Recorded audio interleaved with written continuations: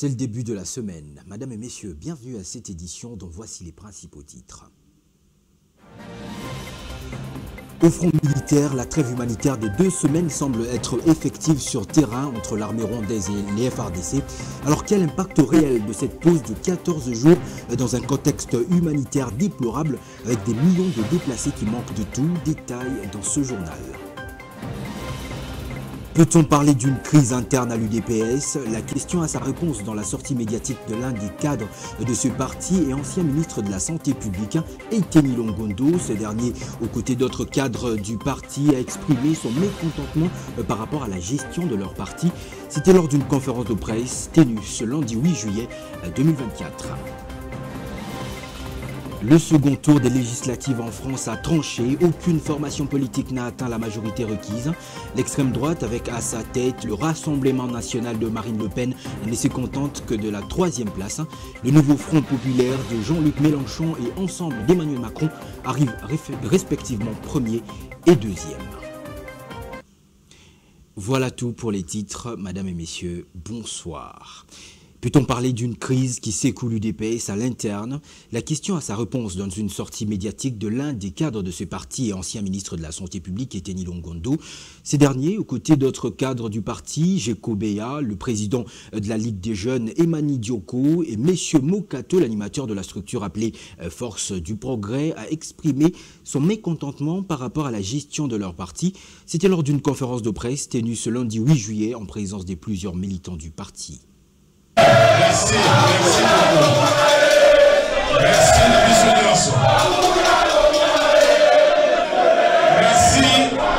Partant de la situation actuelle au sein de son parti, l'Union pour la démocratie et les progrès sociaux, UDPS, ou une sorte de guéguerre, a élu à domicile. L'ancien ministre de la Santé publique, Eteni Longondo, exprime ses inquiétudes sur l'avenir du parti présidentiel. A déploré la gestion de ses patrimoines hérités du fait Etienne Tshisekedi Wamulumba par le secrétaire général Augustin Kabouya. Selon lui, ces derniers fait perdre à l'UDPS sa valeur et sa vision pour lesquelles ils ont combattu. Une lutte acharnée de longue date qui conduit à l'accession de l'ex-fille de l'opposition au pouvoir d'État. Eteni Longondo demande l'organisation urgente et d'un bref délai d'un congrès en vue de préparer les échéances de 2028.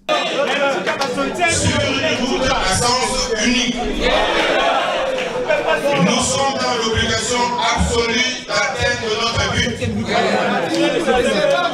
Cette fois-ci, nous sommes très déterminés à mettre définitivement fin à la mégestion de notre parti. L'ancien ministre de la Santé annonce à cet effet un grand meeting populaire au terrain Sainte-Thérèse d'Ndjili à une date à communiquer ultérieurement. Il demande la suspension de toute activité politique organisée par Augustin Kabouya et prie les militants de ne pas assister. Je voudrais profiter de cette occasion pour annoncer solennellement l'organisation d'une rencontre de grande envergure entre filles de fils de l'UDPS à la place Sainte-Thérèse dans la commune de Ndjili. Il s'agit d'une révolution de palais au sein de l'UDPS. La question mérite d'être posée.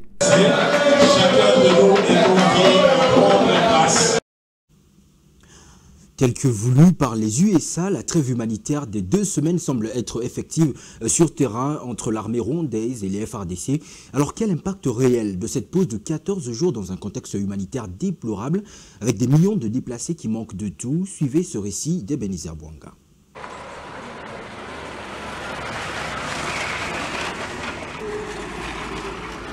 La situation est calme dans l'est de la RDC selon certaines sources locales. Il s'agit d'une trêve résultante de la recommandation des États-Unis d'Amérique. Elle permettrait le retour volontaire de personnes déplacées et de fournir au personnel humanitaire l'accès, sans entrave, aux populations vulnérables. Elle couvrirait les zones d'hostilité qui touchent les plus les populations civiles. Objectif, soulager la souffrance et créer les conditions des escalades plus larges des tensions de la partie orientale du pays. Puisque l'appel porte sur la trêve humanitaire, il y a donc lieu d'approvisionner les populations victimes de cette atrocité imposée par l'armée rwandaise avec des vivres et non-vivres pendant cette période pour leur survie. L'urgence s'impose et ce temps ne peut pas être exploité en défaveur de la population avec détournement des fonds ou autres balivernes car les vies en dépendent. Puisque par trêve humanitaire on sous-entend la suspension des hostilités entre deux parties dans une zone géographique précise durant une période bien déterminée afin de favoriser l'assistance humanitaire aux populations civiles et aux blessés. Une telle mesure reste bien loin d'une signature d'un accord de paix qui mettrait fin de manière permanente au conflit armé. La trêve humanitaire est et reste extrêmement précaire. Kigali se soumet à cette trêve et prétend vouloir des discussions avec Kinshasa. Pourquoi cette flexibilité? Est-ce un jeu bien préparé? La question n'a pas besoin d'une réponse immédiate, d'autant plus que derrière l'armée rwandaise se cachent plusieurs tireurs de ficelles comptés parmi les grandes puissances étrangères. Kinshasa dit rester ferme et refusant toute discussion directe avec les dirigeants du pays agresseur et avec les terroristes bénéficiaires de l'appui rwandais, évalué entre 3 000 et 4 000 militaires, selon les Nations Unies. Mais jusqu'où ira le gouvernement congolais dans sa position, alors que la pression de puissances qui sous-traitent le Rwanda dans la déstabilisation du Grand Congo s'intensifie? Pas très pressé de répondre à cette question. Le temps nous en dira davantage. Les activités sanitaires peinent à reprendre dans plus de 5 localités de l'axe Mbao-Matumbi, groupement Batangi-Mbao en territoire de Béni, au grand nord de la province du Nord Kivu, ce après plus de 2 mois de récentes attaques des rebelles ougandais EDF ayant fait plusieurs morts, certains blessés, parcourent plus de 20 km pour se faire soigner. Cependant, d'autres font recours à la médecine traditionnelle. Des voix se lèvent pour exiger la réouverture des structures sanitaires au profit de populations qui retournent dans cette zone. Détail avec Bontou Kamali Kaponza depuis Béni au Nord Kivu. À Mantumpi quartier, c'est un véritable calvaire vécu du côté des habitants qui manquent ou amener les malades suite à la fermeture des structures sanitaires locales. Au centre médical Passala où des infirmiers avaient été tués par les rebelles ADF, les faits envahissent la cour. Seuls les éléments de sécurité y sont visibles et quelques voisins. Les habitants de la place plaident pour la reprise des activités pour éviter des catastrophes humanitaires. Au micro de Conco 26 Télévision, certains abordés ont renseigné que les malades sont amenés en Pau, contrée se trouvant à plus de 20 km de Mantumbi Centre. Loin de là, au village Emili et c'est suite à l'absence de structures sanitaires, les malades font recours aux médicaments traditionnels, a laissé entendre Mouindo Virenken, l'aide des chefs de base locales. Au centre de santé Moussoukou, par contre, où des combattants avaient incendié des bâtiments, le service minimum a été instauré, indique Kassere Kakiolon, l'un des infirmiers de cette structure, c'est là pour secourir certains malades. Toutefois, à Oupende, les quelques habitants qui passent la journée dans le village partent directement en Pau à cas d'urgence sanitaire.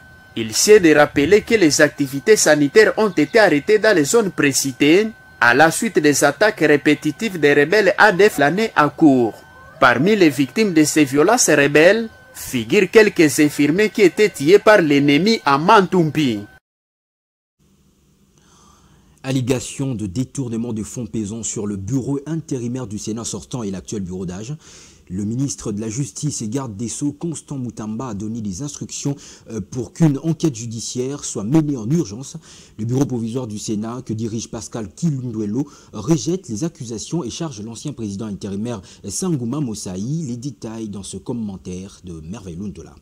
Dans un communiqué publié samedi dernier, le ministre de la Justice et garde des Sceaux, Constant Moutamba, a ordonné à la police judiciaire de parquet d'ouvrir une enquête sur les soupçons des détournements de fonds au sein de l'ancien bureau du Sénat. Cette décision fait suite à une lettre signée par Tangouma Tomongonde Mosei, sénateur honoraire et président intérimaire du bureau sortant, dans laquelle il dénonçait le détournement de 8,92 milliards de francs congolais, soit 3 millions de dollars américains par le bureau provisoire du Sénat. Selon Mosei, le bureau provisoire aurait également détourné la totalité des émoluments du mois de mai 2024 destinés aux sénateurs sortants et aux membres du bureau sortant. Il a souligné par ailleurs que la validation de mandat des nouveaux sénateurs n'a eu lieu que le 2 juin 2024. Ces révélations ont suscité l'indignation des internautes sur les réseaux sociaux qui dénoncent les sommes colossales dépensées par les institutions politiques alors que des projets communautaires manquent de financement. Le bureau provisoire du Sénat, dirigé par son président Pascal Kinduelo, a refuté ces allégations dans un communiqué officiel.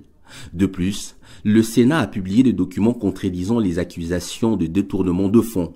Pascal Kindelo affirme n'avoir trouvé aucun dollar dans les caisses et soutient avoir hérité de dettes considérables du bureau sortant. Le vendredi 5 juillet, le bureau provisoire du Sénat a mis en place une commission d'information ad hoc pour éclaircir ces allégations. Cette affaire de détournement présumé au Sénat suscite des interrogations et des débats passionnés, tandis que le ministre de la Justice a pris des mesures pour enquêter sur ces allégations.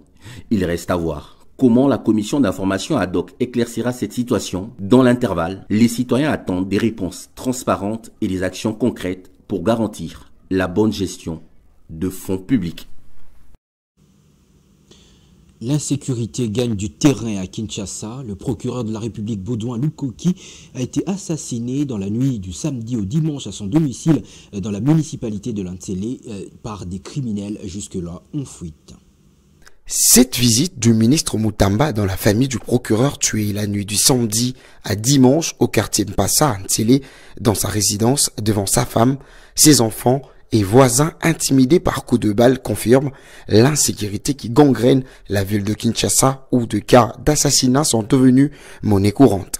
Aucun coin de la capitale n'est à l'abri de ces phénomènes qui appellent l'autorité ayant en charge la sécurité de personnes et de leurs biens à redoubler de vigilance pour mettre un terme à ces mâles en vogue. Dans cet registre des citoyens assassinés, il est fait état de 2 chauffeurs taxi lâchement tués à Gombe, la commune la plus sécurisée pourtant. Le ministre de la Justice témoigne d'un cas d'insécurité dans son quartier où il y a quelques mois, un homme a été assassiné, a lancé un appel pour une ville de Kinshasa entièrement sécurisée.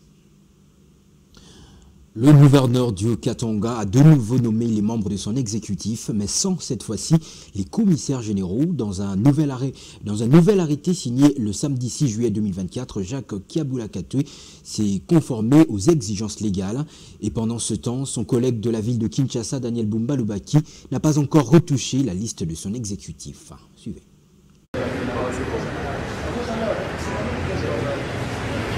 Le gouverneur de la ville de Kinshasa, Daniel Bumba, et celui du Haut-Katanga, Jacques Kiabula, avaient répondu présent à l'invitation du vice-premier ministre, ministre de l'Intérieur, Sécurité, Décentralisation et Affaires coutumières, Jacquemin Chabani, le lundi 1er juillet, conformément à son télégramme du 28 juin, qui demandait aux 2 gouverneurs de surseoir à la procédure de présentation de leur programme dans leurs assemblées provinciales respectives.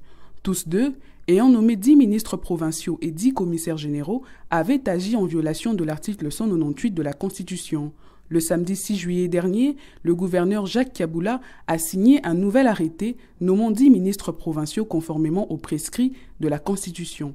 Mais de son côté, son collègue de la ville de Kinshasa, Daniel Bumba, tarde encore. Quelles sont les raisons du silence du gouverneur de la ville de Kinshasa ? À quel niveau les tractations avec les différentes forces politiques bloquent-elles? Des questions sur les lèvres de plusieurs Kinois, mais sans réponse, puisque toute démarche à l'hôtel de ville pour obtenir des réactions ont été sans succès. Notons que l'Assemblée provinciale du Haut-Katanga prévoit l'investiture du gouvernement Kiabula ce mardi 9 juillet à Lubumbashi. Après le déroulement des épreuves de l'examen d'État sur toute l'étendue du territoire national, l'inspecteur général du ministère de l'Éducation nationale, Jacques Oudia-Moussoungaï, fixe le public sur le chronogramme de la publication des résultats des épreuves de cette 58e édition et bien sûr cette 58e session ordinaire.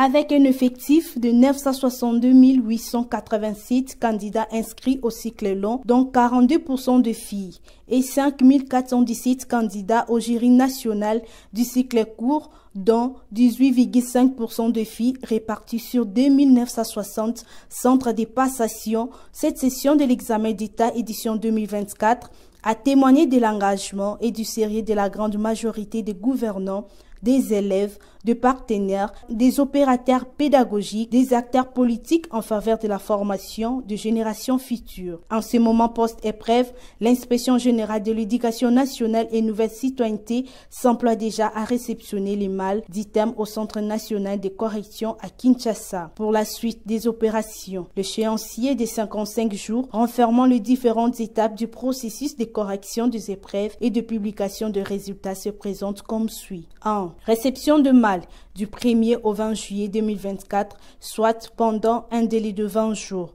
2. Dépouillement du 1er au 28 juillet 2024, soit 28 jours. 3. Scannage et contrôle des copies scannées du 3 juillet au 1er août 2024, soit 30 jours. 4. Contrôle de résultats avant publication du 20 juillet au 20 août 2024, soit 30 jours. Et enfin, l'élaboration du palmarès de la production du rapport final du 11 au 24 août 2024. La ville de Kinshasa compte de milliers d'enfants non accompagnés socialement. Leur présence dans les rues a des implications néfastes sur la société. Leur insertion sociale ne serait-il pas un remède, car beaucoup veulent rentrer en famille? Steve Boniemé les a rencontrés.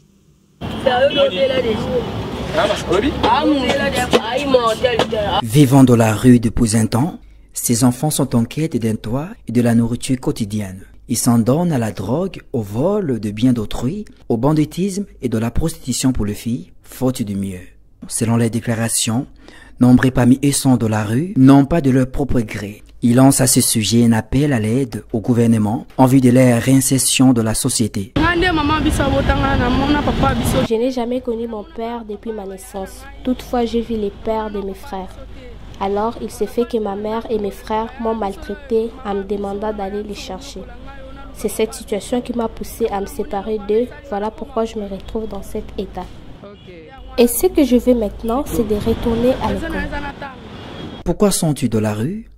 Les raisons sont multiples. L'on note selon les concernés les traitements dégradants dont certains sont l'objet dans leurs familles respectives, la pauvreté, la disparition de parents. Sur ces lots de malheur figurent également les enseignements reçus dans certaines églises par les tuteurs. Et mon impression et ce que j'ai appris d'eux, ils ne sont pas toujours de sorciers ou les noms qu'on école de loin, mais ce sont aussi des enfants qui ont été privés de leur enfance ou leur jeunesse et tout, et qui se retrouvent dans la rue. Et je me rappelle que l'un d'eux m'a dit une fois que non, quand je vole, c'est parce que je veux manger. Je ne vole pas parce que je désire voler, mais c'est ça le moyen le plus facile pour avoir quelque chose pour manger et tout. Alors, et tu sens que non, ils ont besoin de l'affection, besoin qu'on puisse les écouter. La création de structures de l'État pour l'encadrement des enfants de la rue en vue de leur réinsertion dans la société active, afin de leur permettre de faire l'école et de mener une vie normale, est vivement souhaitée. Bonne nouvelle pour la population de Kwilu, bientôt le lancement du courant électrique dans la ville de Kikwit. Le barrage de Kakobola va être bientôt éclairé. La population de cette ville attend impatiemment l'événement après la fermeture des bureaux de la Société nationale d'électricité il y a quelques années pour non-paiement des factures de consommation par les abonnés. Le gouvernement de la République a disposé des moyens nécessaires pour que le chef-lieu de la province du Kwilu puisse amorcer son développement. Les travaux sont exécutés à 90% selon le maire de la ville. Il est au micro de Daniel Mbouy. Le travail est en train d'évoluer. D'ici quelques jours, nous aurons du courant. On a déjà terminé le travail des lignes de Kakobola.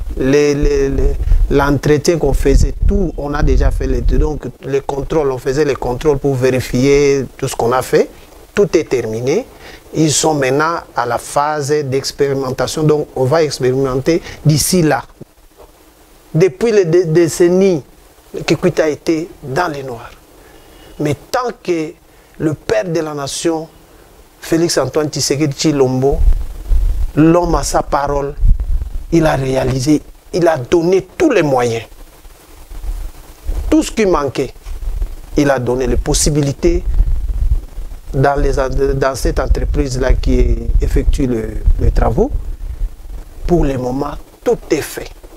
Le courant dans la ville de Kikwit, c'est le départ définitif de la ville. C'est le développement de la ville. Une fois le courant dans la ville de Kikwit, c'est le départ, une fois, c'est fini. On se débrouille quand même, parce qu'il faut payer les factures. Payer les factures, il faut des moyens. La population qui est pauvre ne sauront pas payer à tout moment l'argent à la fin du mois qui coûte, par exemple, prenons 50 000 de facture du courant, 50 000 pour la régie des eaux. C'est ça qui pèse. Avec de petits salaires qu'ils touchent, ils ne pourraient pas payer tout ça. C'est pourquoi en dehors des frontières du pays, en France précisément, le second tour des législatives d'hier 7 juillet a donné son verdict. Aucune formation politique n'a atteint la majorité requise. L'extrême droite, avec à sa tête le Rassemblement national de Marine Le Pen, ne se contente que de la 3e place. Le nouveau Front populaire de Jean-Luc Mélenchon et l'ensemble d'Emmanuel Macron arrivent respectivement 1er et 2e. Ce soir, la France a dit non à l'arrivée du RN au pouvoir. Plus de peur que de mal. L'extrême droite et les Rassemblements nationaux n'ont pas obtenu les 289 sièges pour jouir d'une majorité parlementaire au second tour des législatives anticipées en France. Plusieurs voix se sont levées pour barrer la route à l'extrémisme du clan Le Pen à la veille des joutes du 7 juillet. Des alliances se sont formées autour du parti présidentiel et de la gauche Nouveau Front populaire, dirigé par Jean-Luc Mélenchon, pourvu que Bardella ne s'installe pas à Matignon. Malheureusement, l'alliance du déshonneur et les arrangements électoraux dangereux passés par Emmanuel Macron et Gabriel Attal avec les formations d'extrême gauche privent ce soir les Français d'une politique de redressement qu'ils ont pourtant plébiscité largement. À l'arrivée, l'extrême gauche obtient 171 sièges, 152 sièges pour ensemble d'Emmanuel Macron et 134 pour l'extrême droite. Emmanuel Macron devra donc composer avec l'opposition pour former les prochains gouvernements et avec la gauche pour trouver son futur Premier ministre. Bien qu'il ait déposé sa démission ce matin, Gabriel Attal reste Premier ministre selon la volonté du président Macron afin d'assurer la stabilité du pays. J'assumerai bien évidemment mes fonctions aussi longtemps que le devoir l'exigera. Ainsi prend fin ce journal. Merci de votre sympathique attention et excellente semaine à tous.